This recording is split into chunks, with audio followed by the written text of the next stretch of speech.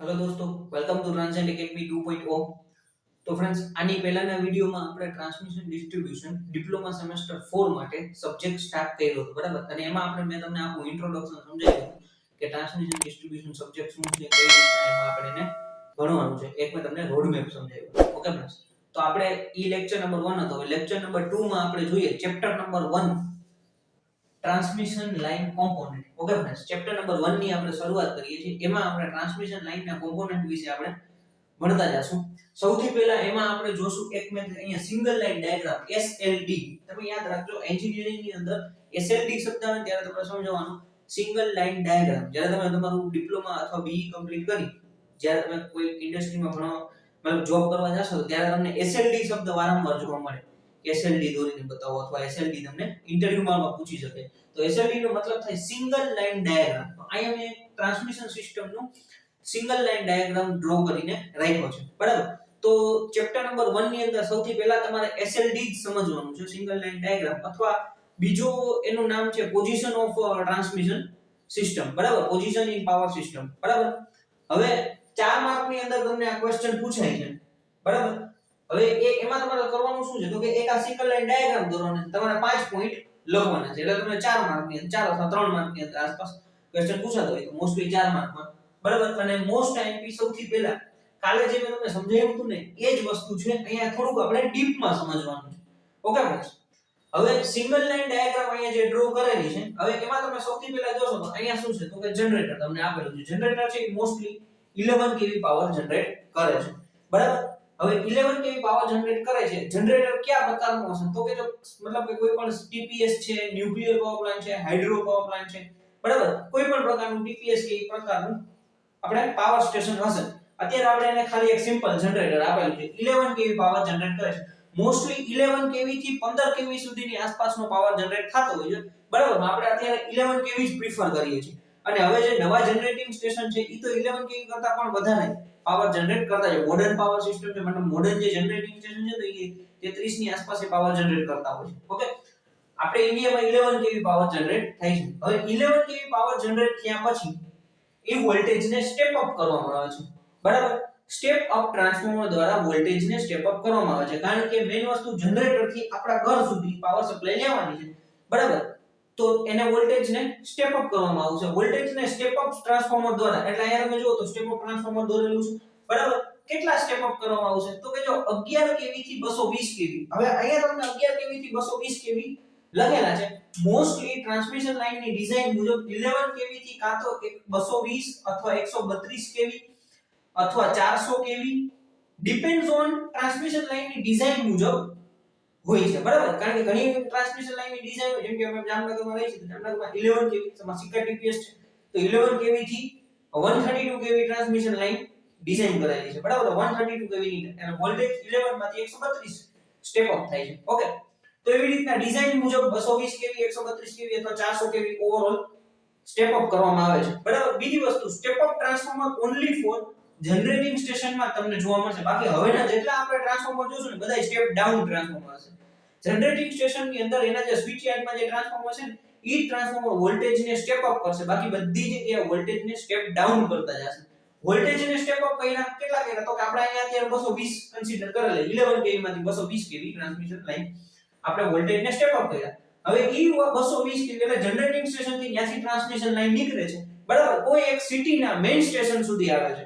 સિટીના main station સુધી આવે છે તો આ જે ટ્રાન્સમિશન લાઈન જાય છે એને આપણે નામ આપશું પ્રાઇમરી ટ્રાન્સમિશન, બરાબર? એટલે 220 kV ની જે ટ્રાન્સમિશન લાઈન દોડે છે અથવા જાય છે, બરાબર, એને આપણે પ્રાઇમરી ટ્રાન્સમિશન નામ આપીએ છીએ. ક્લિયર? હવે પ્રાઇમરી ટ્રાન્સમિશન કોઈ પણ એક સિટીના મેઈન રિસીવિંગ સ્ટેશને 220 kV થી 66 kV વોલ્ટેજને સ્ટેપ ડાઉન કરવામાં આવે છે, બરાબર? સ્ટેપ ડાઉન ટ્રાન્સફોર્મર દ્વારા 220 માંથી 66 kV માં સ્ટેપ ડાઉન કરવામાં આવે છે. જો 132 ની ટ્રાન્સમિશન લાઈન આવતી હોય તો 132/66 થશે અથવા 400/66 થશે, ડિપેન્ડ્સ ઓન ડિઝાઇન, બરાબર?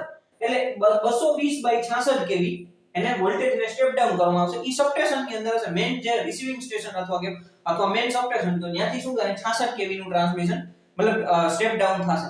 હવે જે 66 kV નું ટ્રાન્સમિશન છે, મતલબ 66 kV જે સિટીના અલગ-અલગ વિસ્તારમાં જશે, અલગ-અલગ સબસ્ટેશનને સપ્લાય આપશે 66 kV ની, બરાબર? એને કહેશું આપણે સેકન્ડરી ટ્રાન્સમિશન. ઓકે ફ્રેન્ડ્સ, અહીંયા તમને રિસીવિંગ સ્ટેશન બતાવ્યું છે, મતલબ આ 66 કેવી રિસીવ કર્યા, બરાબર. અને આ જે 66 કેવી, જો અહીંયા સમજો, અહીંયા જે વોલ્ટેજ છે આ ટ્રાન્સમિશન લાઈન 220 કેવી ની છે, એટલે એને કીધું પ્રાઇમરી ટ્રાન્સમિશન. 66 કેવી અહીંયા જે પાવર સપ્લાય ટ્રાન્સમિટ થાય છે એ 66 કેવી પાવર ટ્રાન્સમિટ થાય છે, એને કીધું આપણે સેકન્ડરી ટ્રાન્સમિશન. ઓકે, હવે સેકન્ડરી ટ્રાન્સમિટ સિટીના અલગ અલગ વિસ્તારમાં અલગ અલગ સબસ્ટેશન આપેલા છે. એ સબસ્ટેશનમાં શું થશે, 66/11. તમે કોઈ પણ સબસ્ટેશન જોયેલા તો જેટકો સબસ્ટેશનમાં, પીજીવીસીએલ સબસ્ટેશન અથવા ડીજીવીસીએલ ડીજીવીસીએલ, તો એમાં તમારે એવું લખેલું, તમે આખો સબસ્ટેશન નું નામ વાંચશો તો તમને આઈડિયા હશે. 66 kV/11 kV અથવા 66/11 kV, આવી રીતના તમને ડિસ્ટ્રીબ્યુશન અથવા આપણે સબસ્ટેશન એવું નામ આપેલું હશે, બરાબર. તો હવે શું થશે, તો કે 66 kV/11 kV પાછા સ્ટેપ ડાઉન ટ્રાન્સફોર્મરનો ઉપયોગ થશે, બરાબર. 66 kV થી 11 kV સ્ટેપ ડાઉન કરવામાં આવશે. હવે ન્યા સબસ્ટેશન થી HT કન્ઝ્યુમર, અહીંયા લખેલું નથી, બરાબર, હું લખું છું HT કન્ઝ્યુમર. સિટીના કોઈ પણ મતલબ કે કોઈ પણ વિસ્તારની અંદર મોટા જે consumer HT high tension consumer ને આપણે 11 kV સપ્લાય આપીએ છીએ, બરાબર. તો 11 kV સપ્લાય ત્યાંથી ડાયરેક્ટ એને વહી જશે. અને એ ઉપરાંત અલગ અલગ વિસ્તારની અંદર 11 kV ને જે ફીડર દોડે છે, બરાબર, જેને આપણે ફીડર કહીએ છીએ, ડિસ્ટ્રીબ્યુશન સિસ્ટમની અંદર વધારે તમને આઈડિયા આવશે. ફીડર જે દોડે છે ઈ 11 kV ના હશે. એટલે હવે અહીંથી તમે જુઓ તો વોલ્ટેજ સ્ટેપ ડાઉન કર્યા 66/11. પહેલા શું કર્યું, 11 kV આપણે જનરેટ કર્યા, 11 kV માંથી 220 કર્યા, 220 kV ટ્રાન્સમિટ થયા, એટલે એને કીધું પ્રાઇમરી ટ્રાન્સમિશન. એના પછી 220 માંથી 66 kV થયા, બરાબર, એને કીધું આપણે સેકન્ડરી ટ્રાન્સમિશન. હવે 66 kV/11 kV સિટીના અલગ અલગ વિસ્તારને અને HT કન્ઝ્યુમરને આપ્યા, અલગ અલગ સબસ્ટેશન, બરાબર. તો એને કીધું પ્રાઇમરી ડિસ્ટ્રીબ્યુશન. કારણ કે અહીંથી આ એક સબસ્ટેશન સુધી અહીંથી અલગ અલગ સબસ્ટેશન ને અલગ અલગ કોઈ પણ HT કન્ઝ્યુમર ને આ સપ્લાય આપવામાં આવે છે, એટલે અહીંથી ડિસ્ટ્રીબ્યુશન ચાલુ થઈ ગયું છે, એને કીધું આપણે પ્રાઇમરી ડિસ્ટ્રીબ્યુશન. ઓકે ફ્રેન્ડ્સ, હવે કોઈ પણ સિટીના એક વિસ્તાર અથવા બીજા કોઈ એક સબસ્ટેશન પ્રમાણે ન્યા વોલ્ટેજને પાછા સ્ટેપ ડાઉન કરવામાં આવશે. અહીંયા તમે લખેલું જુઓ છો pole mounted SS, pole mounted substation. તો કે તમારા જે વિસ્તારની આસપાસ કોઈ એક તમે જોયું હોય H ટાઈપ આપણે પોલ હોય અને એના ઉપર ટ્રાન્સફોર્મર રાખેલું, તો ઈ શું કરે છે, 11 kV ને 11 kV ટુ 450 વોલ્ટ અથવા 440 વોલ્ટ, 440 કયો તો 415 કયો, બરાબર, 415 kV માં પાછું સ્ટેપ ડાઉન કરે છે. પોલ માઉન્ટેડ સબસ્ટેશન નું કામ શું છે, તો કે વોલ્ટેજ ને સ્ટેપ ડાઉન કરવાનું. બધી જગ્યાએ વોલ્ટેજ સ્ટેપ ડાઉન થાય છે, બરાબર. એટલે હવે 11 kV ટ્રાન્સમિશન, આપણે 11 kV જે ડિસ્ટ્રીબ્યુશન જે ફીડર હતો ઈ આપણે 415 ની અંદર સ્ટેપ ડાઉન થશે. હવે 415 ની જે લાઈન દોડશે, બરાબર, એને કહેશું આપણે સેકન્ડરી ડિસ્ટ્રીબ્યુશન. ઓકે ફ્રેન્ડ્સ, આ એક આખું સિંગલ લાઈન ડાયાગ્રામ બન્યું જે તમને સમજાવે છે કે પ્રોપર જનરેટિંગ સ્ટેશન થી લઈને આપણા ઘર સુધી અથવા આપણે ગમે તે ઓફિસમાં અથવા વિસ્તારમાં, બરાબર, જે જગ્યાએ સપ્લાય કઈ રીતના આવે છે ઈ એક તમને સિંગલ લાઈન ડાયાગ્રામમાં સમજાવવામાં આવ્યું છે, બરાબર. હવે 415 kV અથવા 440 વોલ્ટ, સોરી 415 વોલ્ટ અથવા 440 વોલ્ટ આપણે જે કહેતા હોઈએ 3 ફેઝ લાઈન, બરાબર. તો અહીંયા તમારે 3 ફેઝ 4 વાયર સિસ્ટમ થઈ જાય. અત્યાર સુધી જે સિસ્ટમ હતી ને ઈ 3 ફેઝ 3 વાયર હતી. 3 ફેઝ તો કે આ જે સિસ્ટમ છે, બરાબર, 220 kV 3 phase 3 wire, secondary transmission 3 phase 3 wire, primary transmission અને પ્રાઇમરી ડિસ્ટ્રીબ્યુશન 3 ફેઝ 3 વાયર. પણ 440 kV ની, મતલબ 440 વોલ્ટ ની જે લાઈન દોડાવવામાં આવશે ઈ હશે 3 ફેઝ 4 વાયર. અહીંયા લખેલું છે, હું તમને આગળ સમજાવીશ, બરાબર. અને અહીંથી જે કોઈ પણ સેકન્ડરી ડિસ્ટ્રીબ્યુશન છે, સિમ્પલ છે, તમે આપણું ઘર છે તો આપણા ઘરે સિંગલ ફેઝ સપ્લાય ની જરૂર છે તો એક ફેઝ ને ન્યુટ્રલ માંથી સપ્લાય આપી દેવામાં આવશે. કોઈને 3 ફેઝ લાઈન ની જરૂર છે તો એને 3 ફેઝ સપ્લાય આપી દેવામાં આવશે, બરાબર. કોઈ ઇન્ડસ્ટ્રી છે અથવા કોઈ કારખાનું છે, બરાબર, એ રીતે જેની જરૂરિયાત મુજબ સિમ્પલ ઘર હોય બધાય નોર્મલ, તો બધાયના ઘરે સિંગલ ફેઝ સપ્લાય આવતી હશે. કોઈના ઘરનો લોડ 5 કિલોવોટ કરતા વધારે હશે તો ઈ લોકોને 3 ફેઝ સપ્લાય આપતી હશે, બરાબર. તો આ રીતના એક આખો સિંગલ લાઈન ડાયાગ્રામ મેં તમને સમજાવ્યું, બરાબર. પાછો એક ફરી વખત હું તમને રિવાઇઝ કરાવી દઉં છું. સૌથી પહેલા શું કર્યું તો કે 11 kV પાવર જનરેટ કર્યો. 11 kV પાવર જનરેટ ને સ્ટેપ અપ ટ્રાન્સફોર્મર દ્વારા 11 kV માંથી 220 kV માં આપણે વોલ્ટેજને સ્ટેપ અપ કર્યા. આ 220 અહીંયા રેફરન્સ લીધેલા છે, બરાબર. 220 થતા 132 થી 400 પણ થઈ શકે, ડિપેન્ડ્સ ઓન આપણે જે સિસ્ટમની ડિઝાઇન છે એના પ્રમાણે. હવે ઈ જે 220 kV ની ટ્રાન્સમિશન લાઈન આપણે દોરાવવામાં આવે છે એને કહેશું આપણે પ્રાઇમરી ટ્રાન્સમિશન, બરાબર. ત્યારબાદ કોઈ પણ એક સિટીના રિસીવિંગ સ્ટેશને, બરાબર, 220 kV/66 kV નું સ્ટેપ ડાઉન વોલ્ટેજમાં સ્ટેપ ડાઉન ટ્રાન્સફોર્મર દ્વારા સ્ટેપ ડાઉન કરવામાં આવશે. અને જે 66 kV ની ટ્રાન્સમિશન લાઈન દોરવામાં આવશે એને કહેશું આપણે સેકન્ડરી ટ્રાન્સમિશન. ક્લિયર?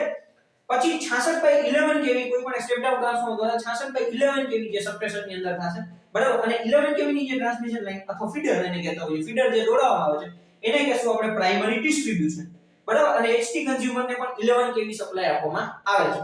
ક્લિયર?